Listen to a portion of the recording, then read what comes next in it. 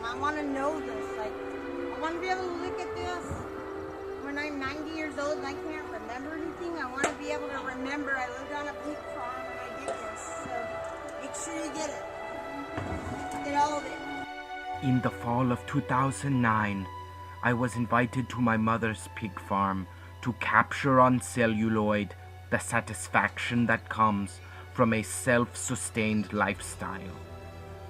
It was these images of beautiful America that drew me to the farm. These images and the fact I was in between jobs. My artistic integrity demanded I pick up my camera and capture this fleeting moment of life. My personal sense of cleanliness demanded I not actually pick up a shovel or touch the tractor itself. All jokes aside, what is astounding is that I found a deep love that existed between this woman and these hoven beasts of burden. I asked her how she kept them so well-tempered.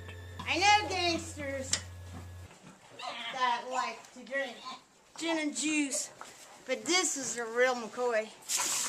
We got corn whiskey here that's been sitting. You got wild yeast that's floating around the barn, and the wild yeast settles in the corn juice here, which they love. And you get a little bit of Jack Daniels right here in the bucket. After feeding them mildly alcoholic corn concoctions, it was time to empty the pen. They say these creatures are far more intelligent than your average housebroken canine.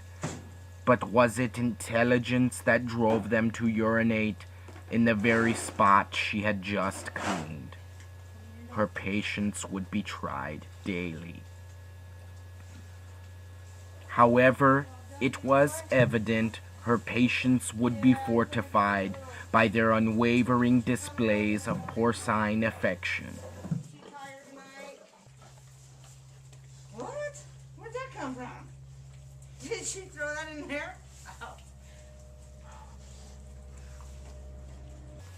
To the best of their ability, they loved her, and she hoped never to forget it.